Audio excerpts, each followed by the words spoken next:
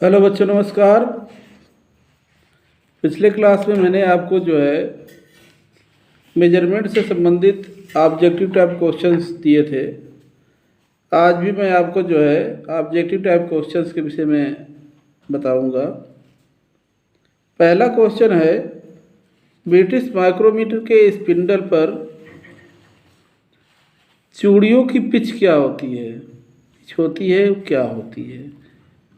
British micrometer, British मतलब British system में बता रहा है। स्पिंडल पर चूड़ियों की पिच, पिच मतलब होता है, पिच का मतलब कहते हैं कि दो दांतों के बीच की दूरी पिच कही जाती है। और इसमें आंसर ये है कि ब्रिटिश माइक्रोमीटर के स्पिंडल पर चूड़ियों की जो पिच होती है वो 1/40 यानी 40 इंच होता है। ये आपका सही होगा। अगला क्वेश्चन है, माइक्रोमीटर का सिद्धांत क्या होता है? माइक्रोमीटर का सिद्धांत जो होता है, नट और बोल्ट, दूसरी भाषा में ये भी कह सकते हैं लीड और पिच, लीड और पिच के सिद्धांत में भी कार्य करता है। ये दोनों भाषा एक ही है, कुछ भी पूछा जा सकता है।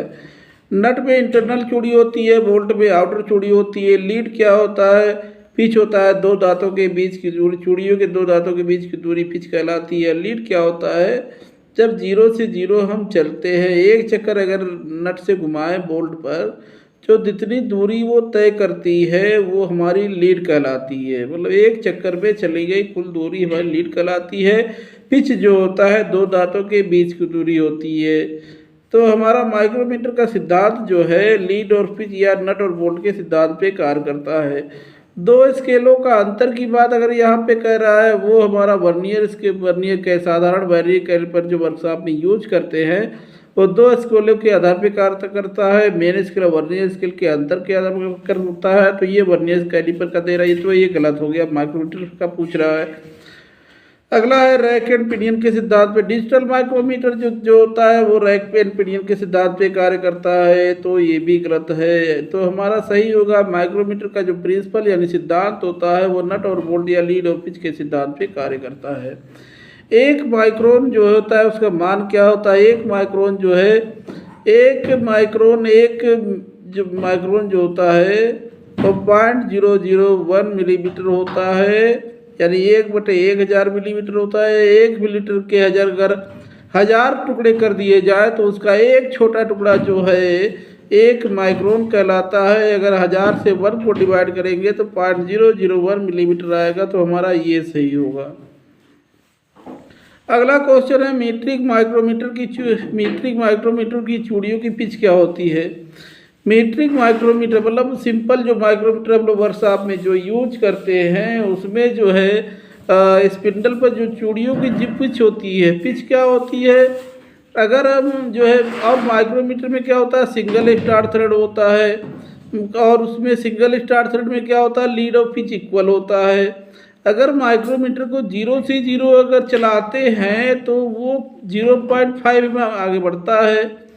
0.5 mm को अगर हम क्या करें, जैसे देखिए 0.5 mm दिया है, नीचे कोई संख्या नहीं, 1 मानी जाएगी। दशमलव को हटाएंगे तो यहाँ पे एक अंक है तो एक 0 बढ़ जाएगा। 5 एकम 5, 5 दूना 10, 1/2 हो जाता है। यानी 0.5 को 1/2 भी मान सकते हैं। तो माइक्रोमीटर की चूड़ियों की जो पिच होती है 1/2 mm होती है, या 0.5 mm होती है, या 0.5 mm होती है। मीट्रिक माइक्रोमीटर की रेंज क्या है? 0 से 25, 25 से 50, 50 से 75, वो रेंज लिखा होता है, उसके फ्रेम पर लिखा होता है। तो साधारण माइक्रोमीटर जो शुरुआत होती है बच्चों की, वो पढ़ते हैं 0 से 25 मिलीमीटर दी होती है। तो इसमें दी है 12 मिलीमीटर, 0.5 मिलीमीटर, तो ये तो हो नहीं सकते। 25 मिलीमीटर दी है, तो यह ये हमारा सही होगा। माइक्रोमीटर की जो रेंज होती है वो 25 मिलीमीटर होती है। अगला क्वेश्चन है, स्मॉल इनसाइड माइक्रोमीटर से कम साइज का सुराख मापा जाता है। स्मॉल इनसाइड माइक्रोमीटर नाम के आधार पे इनसाइड माइक्रोमीटर अंदरूनी माप चेक करता है। तो इसका कम से कम मेजरमेंट वो 5 मिलीमीटर का करता है, कम से कम जो है इनसाइड माइक्रोमीटर जो है 5 मिलीमीटर का करता है। अगला क्वेश्चन हमारा जो है वो ये है, माइक्रोमीटर की धातु होती है, माइक्रोमीटर की धातु की होती हैं। तो इसमें दिया हुआ स्टेनलेस स्टील का होता है, इनवार स्टील का होता है, क्रोमियम स्टील का। आपने किताब में पढ़ा होगा कि जो है माइक्रोमीटर की धातु जो होती है इनवार स्टील की होती है, ये हमारा सही है। और इसका स्पिंडल की और एनविल के वर्किंग फेस जो है कार्बाइड के बने होते हैं। माइक्रोमीटर के एनविल और स्पिंडल के फेस काहे के बने होते हैं, वो देखिए अगला क्वेश्चन ये दे दिया है। अभी हमने बोला था जो है कार्बाइड के एनविल और स्पिंडल के वर्किंग फेस जो है कार्बाइड के बने होते हैं। कार्बाइड का इसलिए बनाया जाता है कि वो हमारा वर्किंग जो है पॉइंट होता है, उसी से वो जो है जाब के साथ में जो है चेक होता है, टच होता है, जिससे उसकी एक्यूरेसी ख़राब ना हो। और ये जो है हमारा जो है ये कार्बाइड जो है हार्ड मटेरियल होता है और ये जिसकी लाइफ टाइम ज़्यादा होती है, इस वजह से कार्बाइड की टिप या ब्रीजिंग करके लगाया जाता है। इसका जो है क्वेश्चन दिया है, माइक्रोमीटर के एनविल स्पिंडल के फेस काहे के बने होते हैं, कार्बाइड के बने होते हैं, ये हमारा सही होगा। अगला क्वेश्चन है, माइक्रोमीटर में धनात्मक त्रुटि तब होती है।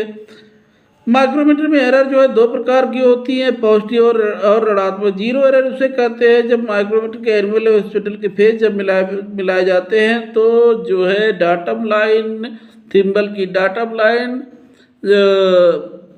बैरल स्लीव की डाटा लाइन, थिम्बल की जीरो से सीध में मिलान होती है तो हमारा जीरो एरर। अगर सीध मतलब एक्यूरेट है तो जीरो एरर कहलाती है। अन्यथा अगर जो है जब थिम्बल की जीरो स्लीव की डाटम लाइन से पीछे रह जाती है तो हमारा जो है धनात्मक त्रुटि कहलाता है। धनात्मक त्रुटि कहलाता, अगर पीछे रह जाती है तो धनात्मक त्रुटि कहलाती है, और अगर आगे चली जाती है तो ऋणात्मक त्रुटि कहलाती है। अगर वो सेंटर में जीरो जीरो मिलान होता है तो हमारा जीरो एरर कहलाता है। तो हमारा जो है दिया हुआ है, माइक्रोमीटर में धनात्मक त्रुटि तब होती है जब थिम्बल की जीरो स्लीव या डाटम लाइन से पीछे रह जाती है, तो ये हमारा सही होगा। अगला क्वेश्चन दिया हुआ है, अगला क्वेश्चन है वो ये है, स्क्रू थ्रेड माइक्रोमीटर से जो है क्या चेक होता है। स्क्रू थ्रेड माइक्रोमीटर से जो है मेजर डायामीटर ऑफ थ्रेड, मतलब थ्रेड का डायामीटर चेक होता है, नहीं गलत है। स्क्रू की पिच चेक होती है, नहीं गलत है। स्क्रू थ्रेड माइक्रोमीटर से स्क्रू या बोल्ट का पिच डायामीटर चेक होता है। स्क्रू जो छोटा साइज का जो होता है स्क्रू कहलाता है। बोल्ट जो है आउटर चूड़ी होती है, बोल्ट कहलाता है, ये बड़े साइज का होता है। तो स्क्रू या बोल्ट का पिच का डायामीटर चेक करने के लिए जो है स्क्रू थ्रेड माइक्रोमीटर का प्रयोग किया जाता है। अगला है वी एनविल माइक्रोमीटर के जो फ्रेम है, मैं माइक्रोमीटर के टाइप्स भी बता चुका हूँ कि माइक्रोमीटर कितने प्रकार के होते हैं। तो उसका एक प्रकार यह है, वी एनविल माइक्रोमीटर का जो फ्रेम का एंगल पूछा जाता है, उसका फ्रेम का एंगल जो है 60 डिग्री में होता है। अगला क्वेश्चन है, गियर टूथ वर्नियर कैलिपर से क्या चेक होता है। गियर टूथ वर्नियर कैलिपर, अब इसके नाम के आधार पे जो है वर्नियर कैलिपर तो है लेकिन गियर टूथ है। गियर से संबंधित यानी गियर के दांतों को चेक किया जाता होगा। गियर का पिच डायमीटर चेक करने के लिए नहीं, गलत है। दांतों की गहराई करने के लिए गलत है। दांतों की मोटाई और अडेडम चेक करने के लिए जो है गियर टूथ वर्नियर कैलिपर का प्रयोग किया जाता है, ये हमारा सही होगा। अगला क्वेश्चन है, मीट्रिक वर्नियर कैलिपर का अल्पतमांक। वर्नियर कैलिपर साधारण वर्नियर कैलिपर के विषय में पूछ रहा है लेकिन मीट्रिक टाइप का है, तो हमारी इंडिया में जो है मीट्रिक वर्नियर कैलिपर का ही यूज होता है। उसका जो लीस्ट काउंट होता है वो 0.02 मिलीमीटर होता है, यानी 20 माइक्रोन होता है। और इसका मीट्रिक सिस्टम, और ये हमारा लीस्ट काउंट का मतलब होता है अल्पतमांक, कम से कम माप, छोटी से छोटी माप, मिनिमम माप जो है वो होता है अल्पतमांक कहलाता है। अगला क्वेश्चन जो है वो ये है कि dial metric vernier caliper, dial vernier caliper हम लोग पढ़ते हैं लेकिन मीट्रिक सिस्टम में पूछ रहा है उसका लीस्ट काउंट कितना होता है। हमारे वर्कशॉप में जो लीस्ट का डायल वर्नियर कैलिपर रखा हुआ है उसका जो कम से कम मेजरमेंट है 0.01 यानी 10 माइक्रोन की शुद्धता में वो चेक करता है, तो ये हमारा सही होगा। अगला क्वेश्चन है, British vernier caliper. Vernier caliper पूछ रहा है लेकिन ब्रिटिश सिस्टम में पूछ रहा है तो उसका जो लीस्ट काउंट सूक्ष्म माप क्या होता है 0.001 इंच होता है। ये क्वेश्चन हमारे बहुत ही इम्पोर्टेंट है, जो जो एग्ज़ाम में या आपके जो है इंटरव्यू में बहुत ज़्यादा पूछे जाते हैं। और वर्नियर कैलिपर और माइक्रोमीटर को जो है रीडिंग जो है पढ़नी भी आनी चाहिए। ये हमने जो है अपने वीडियो में बना के दिखाया हुआ है। अगला क्वेश्चन है वर्नियर बेवल प्रोटेक्टर का सूक्ष्म माप क्या है। वर्नियर बेवल प्रोटेक्टर एक ऐसा इंस्ट्रूमेंट्स है जो एंगल मेजरिंग इंस्ट्रूमेंट्स है, कोण मापी औजार है। इसकी सहायता से जो है हम 5 मिनट की शुद्धता में एक्यूरेसी को चेक करते हैं। अगला क्वेश्चन है वर्नियर बेवल प्रोटेक्टर को के एक्यूट एंगल अटैचमेंट से कोण चेक होता है। तो मतलब किस प्रकार का एंगल चेक करता है, न्यून कोण, अधिक कोण, कोई भी कोण चेक कर, कोई भी कोण चेक नहीं करता, अधिक कोण नहीं चेक करता, न्यून कोण हमारा जो है ये चेक करता है। वर्नियर बेवल प्रोटेक्टर से जो है एक्यूट एंगल अटैचमेंट से कोण चेक होता है। कौन सा कोण चेक होता है, न्यून कोण चेक होता है। हमें ये याद, एक्यूट एंगल अटैचमेंट याद रखना बहुत ज़रूरी है। अगला क्वेश्चन जो है वो ये है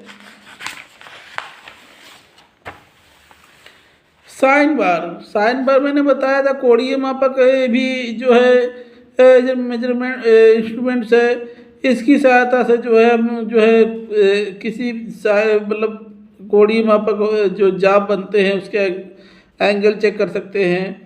तो इसका पूछा इसकी लंबाई कहाँ से कहाँ तक मापी जाती, पूरी लंबाई से नहीं, दोनों रोलर्स के सेंटर की दूरी से इसकी लंबाई मापी जाती है। ये मैंने बताया था आपको। साइन बार का क्वेश्चन ये भी पूछा जाता है कि साइन बार के सिद्धांत पे कार्य करता है। तो यह जो है पाइथागोरस प्रमेय के सिद्धांत पे कार्य करता है। इसमें फार्मूला लगता है tan थीटा और लंब बटे कर्ण, या जो है कभी कभी ये भी लग सकता है कर्ण स्क्वायर लंब स्क्वायर प्लस आधार स्क्वायर। तो बच्चों आज मैंने आपको इतने क्वेश्चन बताए, कल मैं आपको जो है मेजरमेंट से संबंधित और भी क्वेश्चन दूंगा। सो थैंक यू, धन्यवाद।